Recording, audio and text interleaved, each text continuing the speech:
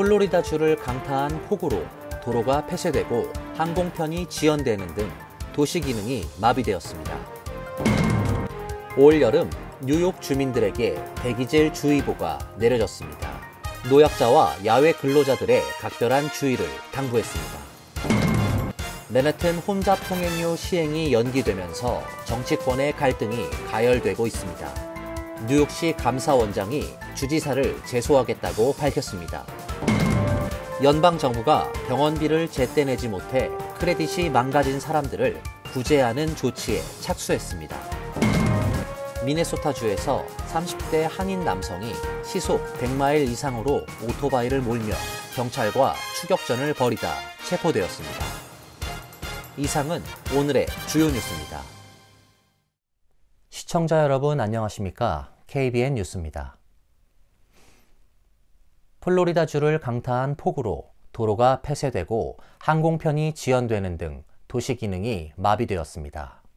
내일은 뉴욕 지역도 강한 소나기가 예보되어 있어 주의가 당부됩니다.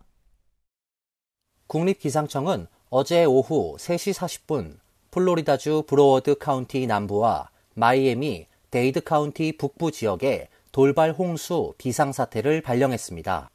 사우스 플로리다 일부 지역과 할리우드에는 시간당 최대 10인치의 비가 쏟아졌으며 포트로더데일에는 9인치, 마이애미에는 7.8인치의 비가 내렸습니다. 홍수로 인해 마이애미 국제공항과 포트로더데일 할리우드 국제공항에서는 항공편이 각각 500건, 330건 이상 지연되거나 취소되었고 동부를 대표하는 95번 고속도로 일부도 폐쇄되었습니다. 국립기상청 마이애미 지부의 기상학자 루크 컬버는 마이애미 헤럴드의 이번 비상사태는 생명과 재산을 위협하는 극히 드문 상황이라고 전했습니다. 포트로더데일 시장은 도시 전역에서 자원이 동원되고 있다며 가능하다면 운전을 자제하고 물길을 헤쳐나가려고 시도하지 않는 것이 중요하다고 당부했습니다. 기상청은 폭우로 인한 부상이나 사망에 대한 보고는 받지 못했다고 밝혔습니다. 한편 뉴욕 일원에도 내일 비 예보가 있습니다. 기상청은 내일 저녁 뉴욕과 뉴저지 지역에서 돌풍과 함께 천둥과 번개를 동반한 강한 소나기가 예상된다고 밝혔습니다. 갑자기 내린 비로 도로가 침수될 가능성이 있어 특히 퇴근 시간 운전에 주의를 당부했습니다. 올 여름 뉴욕 주민들에게 대기질 주의보가 내려졌습니다. 뉴욕주 환경보호국은 올 여름 오존 농도가 높아질 것으로 예상된다며 특히 노인과 어린이, 야외에서 일하는 근로자들의 각별한 주의를 당부했습니다.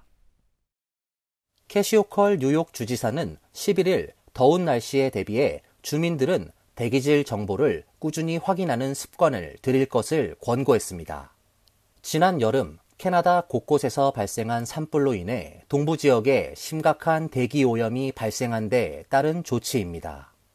당시 뉴욕주 대부분 지역은 짙은 연기로 뒤덮이며 대기질 지수가 400을 넘었습니다. 대기질 지수는 50 이하일 때 양호, 300 이상은 최악의 상태인 위험으로 간주됩니다. 호컬 주지사는 올해 여름에도 산불 연기의 영향을 받을지는 아직 모르지만 주민들은 만약의 상황을 대비해 대기질 주의보에 주의를 기울이고 안전을 위해 필요한 예방 조치를 취해야 한다고 설명했습니다. 뉴욕주 환경보호국은 현재 예측에 따르면 이번 여름 뉴욕주 오존 농도는 높아질 것으로 예측된다고 전했습니다. 특히 폐질환자와 노인, 어린이, 야외 근로자 등 일부 계층에게는 대기질이 건강에 큰 영향을 줄 수 있기 때문에 확실한 대비가 필요하다는 설명입니다. 정확한 대기질 정보는 환경보호국 웹사이트에서 확인할 수 있습니다. 맨해튼 혼잡 통행료 시행이 무기한 연기되면서 캐시 호컬 뉴욕 주지사와 메트로폴리탄 교통공사가 대립을 이어가고 있는 가운데 브래드 랜더 뉴욕시 감사원장이 호컬 주지사를 제소하겠다고 밝히면서 정치권의 갈등이 가열되고 있습니다. 보도에 김태희 기자입니다. 브래드 랜더 뉴욕시 감사원장은 어제 혼잡통행료 찬성 단체들과 함께 맨해튼에서 기자회견을 열고 캐시 호컬 뉴욕 주지사의 혼잡통행료 연기 결정은 위법 행위라며 자문단체를 모아 제소 전략을 마련하겠다 밝혔습니다. 그는 주지사의 결정이 주 행정법 및 장애우 보호법에 저촉되며 뉴욕주의 필수수단인 대중교통을 제대로 관리하지 못한 책임까지 물 수 있다는 등 법적 쟁점을 주장했습니다. 반면 에릭 아담스 뉴욕시장은 사뭇 다른 분위기입니다. 아담스 시장은 호컬 주지사가 혼잡통행료 무기한 연기를 발표하기 2주 전 내게 귀뜸했다며 주지사가 연기를 발표한 당일 저녁에도 대화를 나눴고 주지사가 결정을 했으면 우리는 그에 따라야 한다고 말했습니다. 한편 로버트 홀든 뉴욕 시의원은 지난 6일 혼잡통행료가 시행될 경우 참전용사는 제외해달라는 조례안을 발의했습니다. 홀든 시의원실에 따르면 참전용사의 16.7%는 연방 빈곤선 이하 수준에서 생활하고 있으며 주 전역 참전용사 중 990명은 홈리스 상태입니다. 또한 18.3%는 군복무 시절 얻은 후유증으로 인한 장애를 갖고 있습니다. KBS 뉴스 김태희입니다. 이처럼 혼잡통행료 연기가 논란이 되고 있는 가운데 지지부진하던 뉴욕시 카지노 설립 절차가 다시 탄력을 받게 될 것으로 보입니다. 부족한 MTA 재정을 카지노에서 발생하는 수입으로 메우기 위한 조치라는 분석입니다. 경제 매체 크레인스 뉴욕에 따르면 뉴욕 주의회는 지난주 회기 마감 직전에 뉴욕주 카지노 설립 작업을 가속화하는 법안을 통과시켰습니다.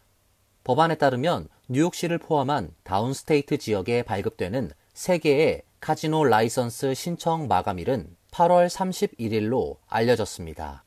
당초 주 정부는 라이선스 신청을 내년 중반까지 받을 예정이었으나 훨씬 앞당겨졌습니다.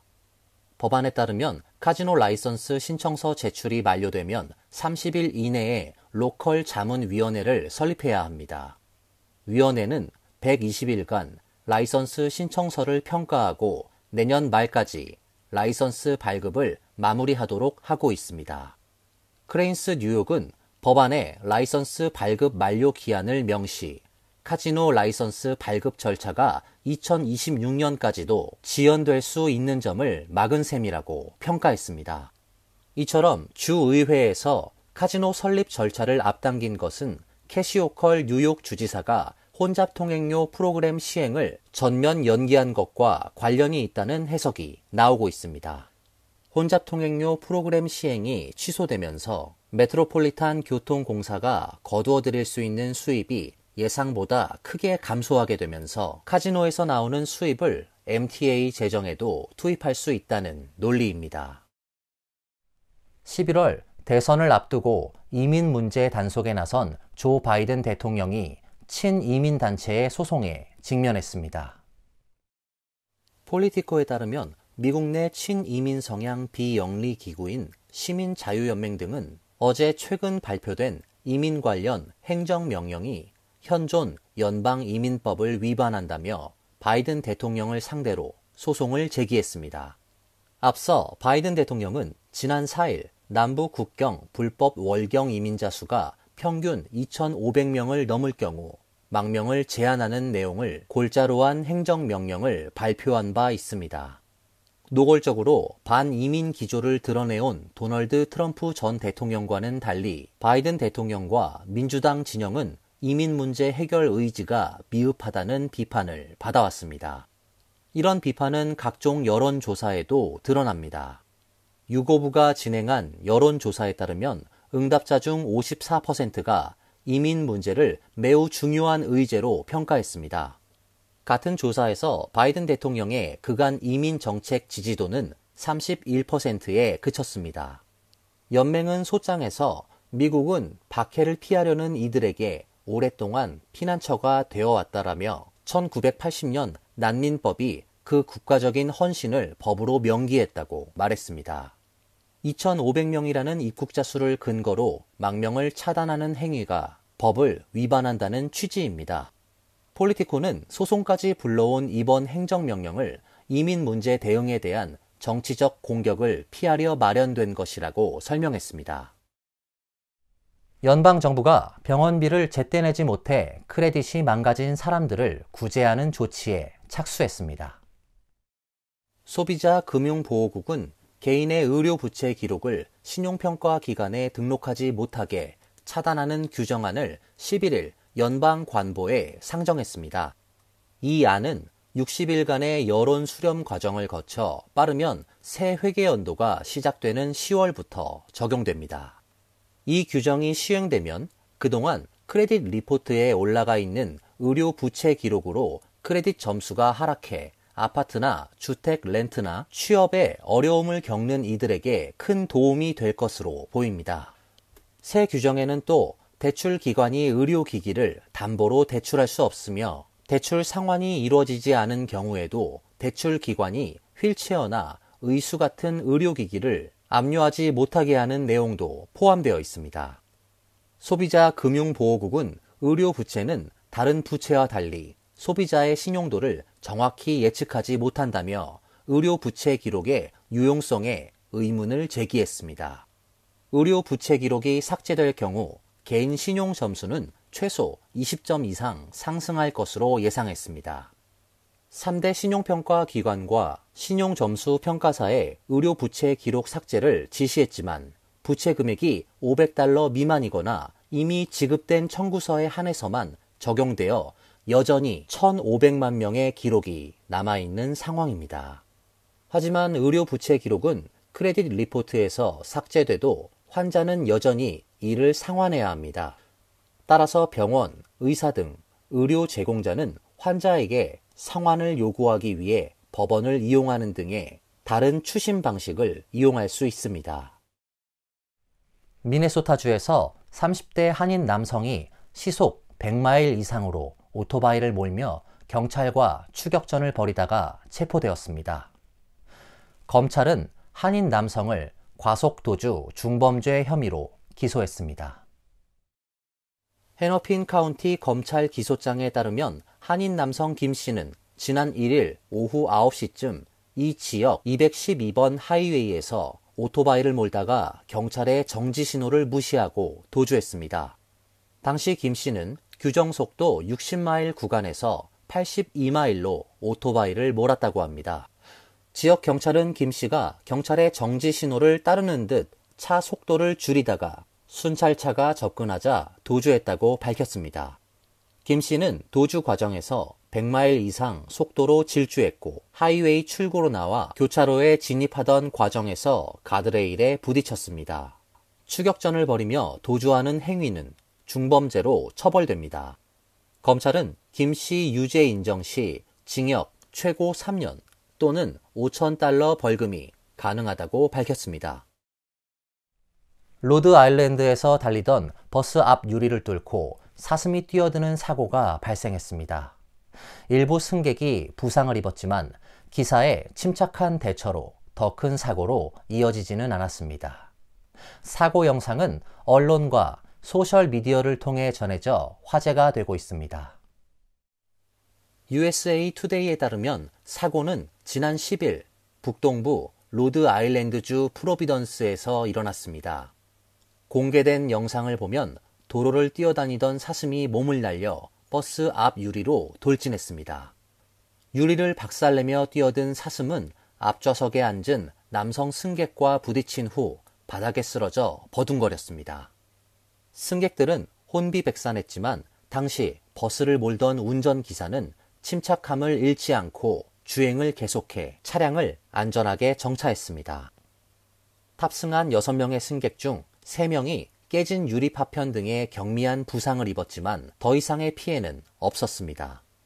로드 아일랜드 교통당국은 기사의 침착함 덕분에 승객들의 안전을 지킬 수 있었다며 운전기사의 대응을 칭찬했습니다. 안타깝게도 버스로 뛰어든 사슴은 사고 직후 숨을 거둔 것으로 전해졌습니다. 로드 아일랜드 환경보호청은 지난해에만 사슴과 차량이 부딪힌 사고가 1,347건이나 일어났다며 운전 시 주의를 당부했습니다. 이어서 간추린 소식입니다. 극단주의 이슬람 테러 단체 ISIS와 연계된 것으로 의심되는 타자키스탄 국적자 8명이 연방이민 세관 단속국과 연방수사국 합동테러 대책반에 의해 체포되었습니다. 폭스뉴스는 연방 소식통을 인용해 불법적으로 남부 국경을 넘어 미국으로 입국한 8명에 대한 체포가 최근 LA와 뉴욕, 필라델피아 등지에서 이루어졌다고 보도했습니다. 8명 중 최소한 1명이 폭탄에 대해 논의하는 내용이 FBI 도청에 녹음된 것으로 알려졌지만 이들이 언제 어디서 국경을 넘었는지는 밝혀지지 않았습니다. 이번에 체포된 8명은 추방 절차와 적극적인 연방 조사가 진행될 때까지 ICE에 구금된 상태입니다. 노동부는 지난주 신규 실업수당 청구 건수가 24만 2천 건으로 한 주 전보다 1만 3천 건 증가했다고 오늘 밝혔습니다. 지난해 8월 6에서 12일 주간 4만 8천 명 이후 10개월 만에 가장 높은 수준입니다. 다우존스가 집계한 전문가 전망치 22만 5천 건도 웃돌았습니다. 최소 2주 이상 실업수당을 신청하는 계속 실업수당 청구 건수는 5월 26일에서 6월 1일 주간 182만 건으로 직전 주보다 3만 건 늘었습니다. 지난달 29일 미주리주의 한 병원에서 98세를 일기로 세상을 떠난 오빌 앨런이 자신의 간을 기증하면서 역대 미국 최고령 장기 기증자가 되었습니다. 앨런은 제2차 세계대전과 한국전쟁 참전 용사입니다. 2차 대전 때는 육군 항공대에서 조종사로 활약했고 한국전 때는 제1기 병사단에서 복무했습니다. 전쟁이 끝나고는 미 육군 예비군에 27년간 몸담은 뒤 중령으로 전역했습니다. 앨런의 간은 72세 여성에게 성공적으로 이식되었습니다. 1960년 6월 12일 창립한 뉴욕 한인회가 창립 64주년을 맞았습니다. 어제 맨하튼 뉴욕 한인회관에서 열린 기념식에는 김의환 뉴욕 총영사와 한창현 뉴욕 한인회 역대 회장단 협의회 의장, 박호성 민주평화통일자문회의 뉴욕 협의회 회장 등이 참석해 64주년을 축하했습니다. 김광석 뉴욕 한인회장은 한인회는 지금껏 뉴욕 일원 한인들의 정체성 함양과 인권 증진을 위한 초석을 다져왔다며 앞으로는 4세대들이 함께할 수 있는 한인회가 될 수 있도록 노력하겠다고 밝혔습니다. 뉴욕 한인회는 이강원 전 이사장에게 공로패를, 테렌스 박, 윤창희, 정재윤, 윤태양 씨에게 감사패를 수여했습니다. 환율과 증권 소식입니다.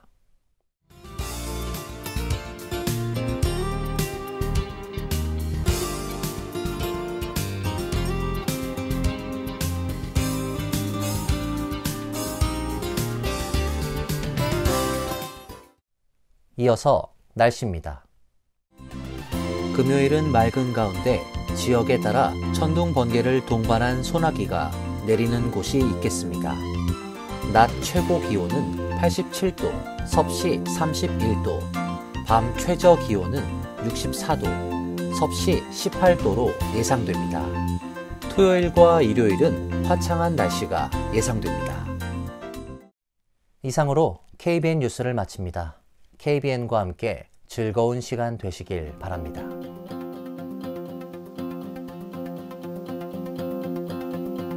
미 동부 최대 한인방송 KBN이 제작하는 KBN 뉴스는 웹사이트 mykbn.com 그리고 유튜브와 페이스북에서 다시 보실 수 있습니다. 좋아요, 구독, 알림 설정은 뉴스 제작에 큰 도움이 됩니다.